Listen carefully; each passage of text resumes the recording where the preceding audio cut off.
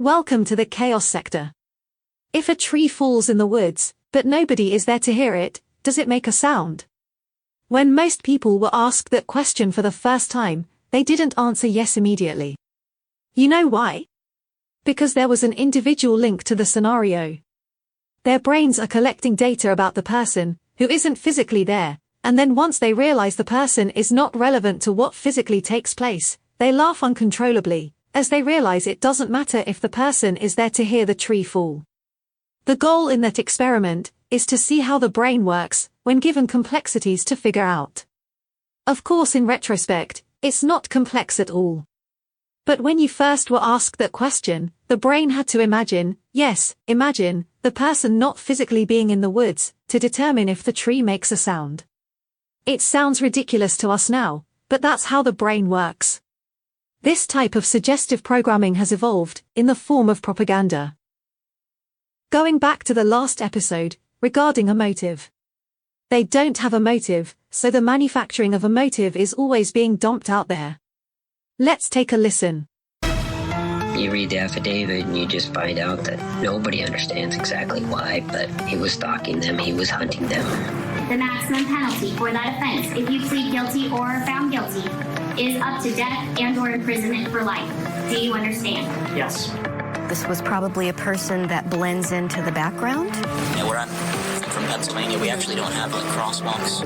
His neighbors and people who know him superficially would probably never guess that he had any violent tendencies. It's disgusting to think about someone that you used to hang out with all the time could do something like this. Are you waiving your right to a speedy preliminary hearing? Yes. If you got to know him well, you would see layers of things that were a bit off or different. What I do know is that Brian did have anger issues. You could tell there was some off about him. Very quiet, calculated about what he says. Actually very similar to how he walked into court, no different. I'm just curious about the law. I don't mean to... Oh, no, yeah, I can find it for you.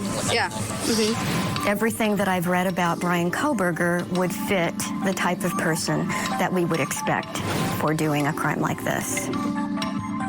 All right, we've got some news tonight. Did you hear all of that? That would be the suggestive programming. Collecting a bunch of audio clips from various individuals, giving their opinions about the accused, reinforcing the narrative that he is guilty of the crime. In fact, the most convincing, in their view, is hearing from individuals who knew Kohberger personally. Very cunning to get those individuals to speak out, because it gives the public an inside perspective from the so-called associate's eyes. This is how the brain works, my friends.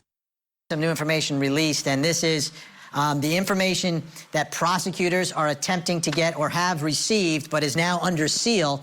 But we've got what the requests are from their warrant. First, Amazon data. Take a look. All detailed customer click activity pertaining to knives and accessories. All details of items in carts, to include all items added to the cart, all items removed or deleted from the cart, and all items saved in the cart, wish-listed or shopping baskets. They want to know what the accused killer was shopping for on Amazon. They want to know what the accused killer was shopping for on Amazon. What is this, a consumer report? They don't know this by now.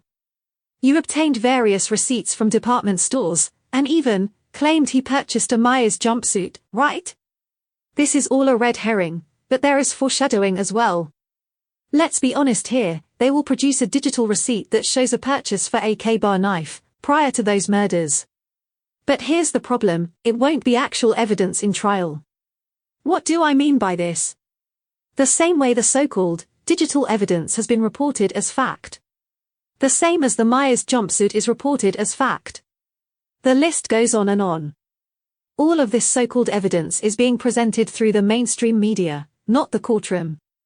Remember, the preliminary hearing was snuffed out. The prosecution would have been required to present the evidence against the defendant, and the defendant and his team would be able to challenge that evidence with their own evidence. No testimony from one of the surviving housemates in Bethany Funk. For that matter, Dylan Mortensen would have been summoned as well. The prosecution knew they didn't, and don't, have any real evidence against Kohberger, and the preliminary hearing was cunningly snuffed out, due to the defense having the ability to challenge everything presented against Kohberger. Keep this in mind, let's continue though. Next one, very interesting. Spotify, search queries, streaming history, playlists, user library, browsing history, account settings, interactions with other Spotify users, user third-party services, devices, and applications in connection with the Spotify service. Next one is even more interesting, related to Spotify. User device sensor data to include motion-generated or orientation-generated device sensor data. Had no idea that Spotify did this, which the user device collects about the way the user moves or holds their device. Okay, from Apple, the contents of all emails associated with the account, including stored or preserved copies of emails sent to and from the account. The contents of all instant messages associated with the account, including stored or preserved copies of instant messages, including iMessages, SMS messages, and MMS messages sent to and from the account, including all draft and deleted messages. And don't forget, folks, this is on the docket, motion to dismiss. It's a big, big hearing. Yep, they better be careful. Spotify? Apple? Are any of these relevant to any association with the victims in the case? What about Snapchat? What about Instagram? Twitter? Facebook? Surely if Koberger was stalking one or several girls, they would investigate those social media accounts first. They are literally kicking the ball around, with no real purpose. If they allude to the motive of stalking the housemates, why focus on Spotify and Apple account activity? The prosecution doesn't feel the need to get a report of Koberger's profile activity from the alleged websites. If they did, this so-called news segment would be discussing that request, not from music-based websites. A motion to dismiss indeed, because this is bonkers. October 26th. And of course, we will be covering that for you right here on Court TV and Closing Arguments. Let's bring back in our think tank, Bernardo Villalona, Lori Murray, Ian Friedman. Ian, this is a case where no murder weapon's been recovered. We do not believe any bloody clothing has been recovered either. We're not sure what, if any, evidence was even recovered from the white Hyundai Elantra. So in light of that, and the fact that the key piece of evidence is some DNA from a knife sheath from this button snap up on top, as the key, really, to place him at the scene, the knife sheath that was found beneath the victims' bodies. How important is this? The knife sheath that was found beneath the victims' bodies. Are you sure you want to go with that scenario? You know what, let's not even go over that again, because it's so, never mind. I must add that if there was a trace of Koberger's DNA on the button of the knife sheath, and they claim the knife sheath was found underneath Madison, wouldn't this also provide stronger traces of his DNA on Madison herself? If it was discovered underneath the victim, then this means the knife sheath had dropped onto the bed, right? And Madison's body fell backwards, landing slightly on top of the knife sheath. How else could it be positioned underneath her? Think about this scenario, just for the sake of it. Koberger would have had to physically grab Madison and stab her, which made her fall back onto the bed. This physical grabbing, pulling, tussling back and forth, would somehow knock the knife sheath off of Koberger's waist? And if it were the Myers jumpsuit the prosecution claims he wore that night, there are no places to keep a knife sheath attached. Were the victim's clothes reported to have any DNA of Koberger on them? Can't recall any reports confirming that. There was no knife sheath, that's why it's hard to figure out. The button on a knife sheath is a piece of metal that clips in place to secure the knife in the sheath. They never reported what type of DNA was found on that button, such as blood traces, saliva traces, or even sweat traces. Quote, the FBI then used common genealogical techniques to develop a family tree that led to Koberger. The DNA was 5.37 octillion times more likely to be Koberger's than a random person from the general population, according to the documents, unquote. First of all, never trust what the FBI claims.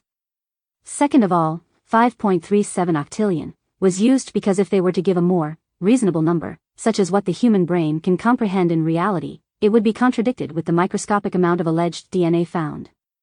Octillion is not a real amount, in reality. It's made real just by expanding the numeric system to an amount that surpasses the actual numeric system. The 5.37 octillion describes how it's impossible to trace a specific person's DNA, as the knife sheath was covered in blood.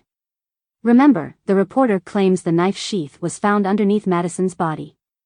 1 out of 5.37 octillion is the chance a specific person could be identified. Also, the cheek swab was not how they linked Koberger to the murders. They collected DNA from Koberger's parents' home, as the FBI was tracking him for several weeks. Mind you, that traffic stop was ordered by the FBI. They denied it, but we all know they had their filthy hands all over this case. Observed his father take the trash out one day, swooped in and grabbed a piece of trash that had his fingerprint on it, and simply reported that DNA matched what was discovered at the victim's home. There was no actual knife sheath found, but they reported it existed, which had DNA on it. Anyway, let's continue. Search history and this internet history, Amazon, Spotify, Apple. I think it's critical. I mean, this is a case that technology is going to help make. I think here they've got the sheath, as you said. If there's a knife that was ordered by Amazon that fits that sheath, game over. Because that one, as defense counsel, that's going to be really tough to get around. Now you add to it all of the movements that put him in that place, search terms that are talking about it, order histories, and so forth.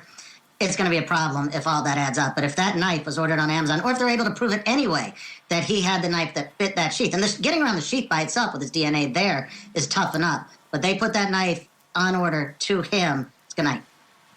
Lori Murray, you can learn a lot about defendants these days, right? From the digital footprint, from what we're doing, what we're saying. In this case, they need as much as possible, right? This defense, it's going to be a death penalty case. The defense is fighting every issue as hard as they can. They're incredibly competent, the defense in this case. What are your thoughts about this information, this data from Amazon, Spotify, Apple? Well, I thought that their requests were very thorough, and I was impressed by the thoroughness of it. First of all, let's talk about Apple. I don't think that they're going to find that many text messages on there because I don't think he had any friends. So you might have some emails that are, spam emails, but I don't think he had a whole lot of social interaction with anybody. So Apple, you're probably not going to get much from. Spotify is interesting to me. I didn't know they kept that data either. I'm going to have to watch my Spotify. But, I guess they're going to look for whether he was near the crime scene with the Spotify, whether his phone was, and what orientation it was, that they can get that same data from Apple. So that's a little bit odd to me. But they want to hear whether he's watching shows like How to Get Away with Murder or listening to true crime podcasts and, all of these, maybe they're all stabbing deaths that he's listening to about on podcasts. But the most interesting one for me is the Amazon one, as it should be to everybody, because they're not only asking for this particular knife, maybe they find that he got the knife there. Maybe they find it, that is a huge magic gift that Amazon would give them. But what if he was just looking for knives? What if he just shopped around and clicked, and they asked for the clicks, not just what he bought, but what they clicked, so they actually look at all of the things, and he clicked on 17 different knives that were like this one, and then went and bought it from the local store so as not to have the record of it. He's still caught. And so I think that's a really good search and a really good subpoena on behalf of the state. In conclusion, she conceded that Koberger never purchased a knife from Amazon.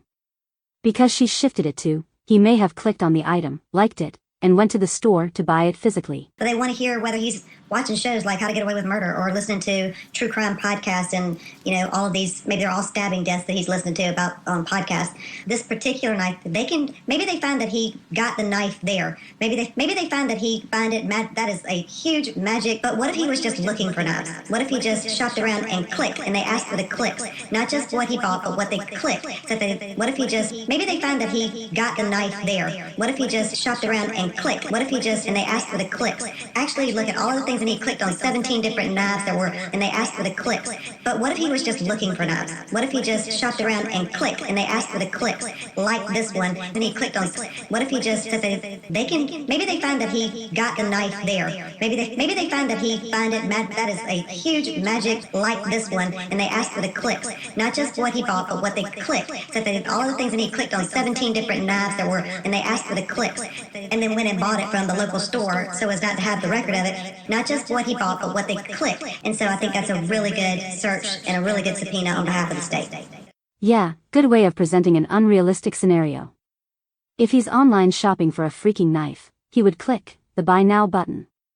She even exaggerated the scenario by suggesting Amazon could provide even the clicks on items, like every physical keyboard input interaction on their website. That's so elaborate, it shows the desperation in trying to force the scenario that Koberger purchased the knife. It's so laughable. And to mention he didn't have any friends? Well, that's not true at all. What I get from that statement, similar to individuals such as old hag Nancy Grace, is a philosophy in society that's the main problem. If you're not running around on TikTok, or all the other useless social media platforms craving attention, you're deemed a loser. When in reality, the ones who are seeking the attention are the real losers. Koberger displays a confidence in himself, a self-assurance, that many may have envied. Remember, he was on the outskirts of the college demographic, so a lot of college students may have felt intimidated by him. Others may have been motivated as well. He was an example of pursuing goals, and being serious about those goals. The female who was allegedly his friend, came out publicly to slander him, claiming that Koberger was on drugs in high school. He was on heroin. That is not a soft drug, my friends. He would have drug charges, without a doubt. Yet with all of the background dug into, no arrest record for such a angry, antisocial, drug user.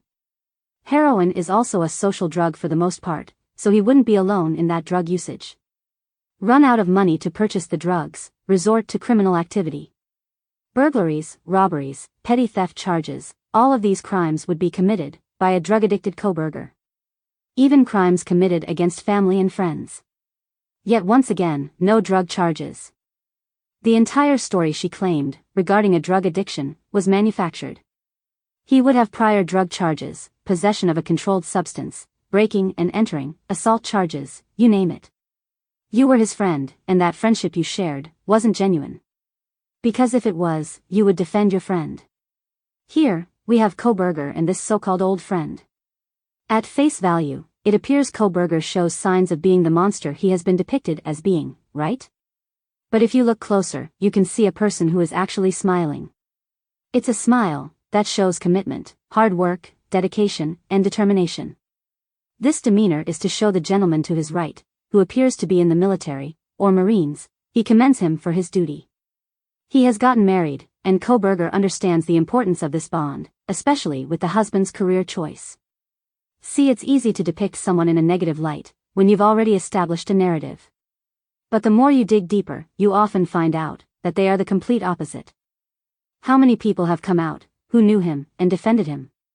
How many friends have been interviewed, and claimed, Koberger would never do such a thing, he was a kind person? We have not heard from a true friend, they are not allowed to speak publicly. And to be honest, he may have not had a large social circle, because a lot of druggies infested both towns. I wouldn't have a lot of friends neither, to be honest. Can't risk throwing all of your goals and accomplishments down the drain, hanging out with the wrong circle of peers. Former classmates claimed that Koberger appeared cheerful, and even chatty, after the murders occurred. Now in this setting, they are basically suggesting Koberger enjoyed murdering those college students. Won't directly say it, but allude to it. Now all of a sudden, they are so observant of Koberger in class. He wouldn't be chatty and cheering. Simply put, they all are a part of the conspiracy. It doesn't matter if it's just a brief statement made, it contributes to the narrative pushed. Examining this guy's body language, he's talking with his hands a lot.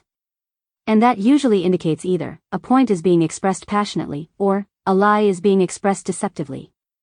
Both are used to convince someone of what is being expressed. Another classmate claimed he made homophobic remarks. Examining this female's demeanor, she perhaps started the entire exchange. Then when it got hot in the kitchen, she runs off and claims Koberger made homophobic remarks. A classic social-political debate in class, outsmarted by Koberger, then resorts to insults as a defense mechanism. I think it's safe to say that Koberger was someone you either liked or hated. And if we factor in the prying eyes dynamic, he definitely wasn't like for knowing about drug trafficking. Her vibe gives off drug user, sorry if that seems unfair. But it's typical in a college setting, spoiled college students, who feel they can do whatever they want, without being held accountable. The smirk she has on her face tells the entire story. That's a quote, who cares if he gets fired, I couldn't stand him anyway, smirk. A smirk of accomplishing what she always wanted, to have him lose everything, simply because you hated what he stood for? We can see someone who doesn't care if she ruins an innocent man's life. In fact, this goes back to the theory that WSU students and UI students had conspired to frame Koberger for the murders. He was an easy target for the crime. We broke this down. Drug users will obviously side with the criminal organization that provides them with those drugs. This was executed by college students, professors, deans, sororities and fraternities, the police department, and ultimately the FBI. And guess who allows the drugs to flood the communities? The FBI. So if the FBI is allowing it, everything below that so-called law entity will oblige without hesitation. We stick it to the man here at the chaos sector, because they stick it to the people. Well said. I believe both universities conspired against Koberger, some directly and others indirectly. The so-called former friends were coerced into speaking negatively about him, because obviously it rolls with the narrative. They don't have the courage to speak truth to power. And we can even suggest they were compensated with that yellow envelope. Yep, does the trick every time. What if, just what if, Koberger is an innocent man, and sentenced to death, and these individuals knew he would never commit such a horrific crime to another human being, and have to live with being complicit with that? How could you live with yourself, knowing you had the power to potentially change everything? A simple interview, where you share your personal experiences, showing a kind-hearted person, who was always there for you. Or who would help you with your criminology studies, when nobody else seemed to care. With this type of friend, you should have been protesting outside the courtroom, and even to this day. If it seems we are supporting Bryan Koberger, frankly, we are, to be honest. Our investigation has proven time and time again that Koberger has been framed. For those who are asking questions, you might want to go back to the previous series and understand why we have come to this conclusion. A friend in need is a friend indeed, as they say. And Koberger definitely needed them. But they turned their backs, out of fear. This is the chaos sector.